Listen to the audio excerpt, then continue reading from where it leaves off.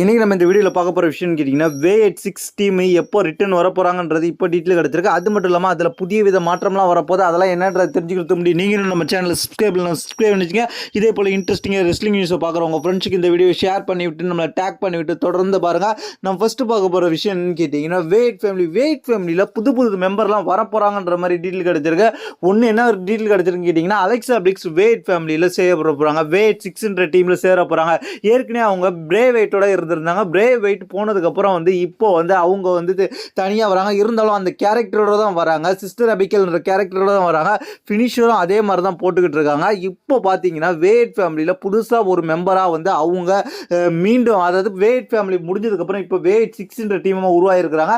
இந்த V86ல் புதிய மெம்பராக வரப்போகிறாங்க அப்படின்ற மாதிரி இப்போ ஒரு தகவல் வந்திருக்கு.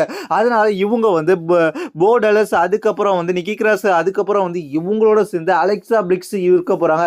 நிக்கி கிராஸும் அலெக்சா பிளிக்ஸும் ஃபியூச்சரில் டாக் டீம் சாம்பியன் ஆக்கிறதுக்காக வைக்கலாம் அப்படின்ற மாதிரி ஒரு ரூமர் போயிட்டு இருக்கு.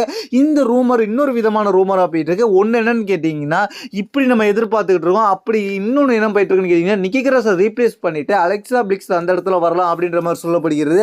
என்னை பொறுத்த வரைக்கும் அந்த மாதிரி இருக்கிறத விட எப்படி ஜட்ஜ்மெண்ட் டேல 2 உமன்ஸ் ரெஸ்லர் இருக்காங்களோ அதே போல் இதுலேயும் 2 உமன்ஸ் ரெஸ்லர் இருந்தால் கரெக்டாக இருக்கும். V86 டீம்ஸ் கூடிய சீக்கிரத்தில் ரிட்டர்ன் வர போகிறாங்க.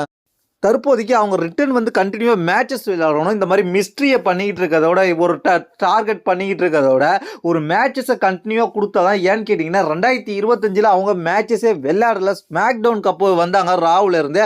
அதுக்கப்புறம் அவங்க எந்தவித மேட்சும் விளையாடல. இப்படிப்பட்ட சூழ்நிலை WWE எந்த மாதிரி பிளான் பண்ணியிருக்காங்கன்றதில் V86 டீம் எப்போ வரப்போகிறாங்கன்னு கேட்டிங்கன்னா அதாவது இந்த வாரம் ஸ்மாக் டவுனில் அவங்க ரிட்டர்ன் ஆக போகிறாங்கன்ற மாதிரி இப்போ ஓரளவுக்கு கன்ஃபார்ம் ஆகிருக்கு. ரிட்டர்ன் ஆவாங்க, ஆனால் மேட்ச் விளையாடுவாங்களா ஒரு கேள்விக்குறி தான். பேக் சைட்லேருந்து ஏதாவது ப்ரோமோ கொடுப்பாங்க, இல்லை ரிங் சைட்லேருந்து ஏதாவது ப்ரோமோ கொடுப்பாங்க. அடுத்த ஃபியூடுக்கான தேடலில் அவங்க போகிறதுக்கு அதிகபட்ச வாய்ப்பு இருக்குது. இதுதான் அடுத்து நடக்க போகுது. இதை பற்றி உங்களுடைய கருத்து என்னன்றது கீழே உள்ள கமெண்ட்ஸ் கமெண்ட்ங்க. தேங்க்ஸ் ஃபார் வாட்சிங்.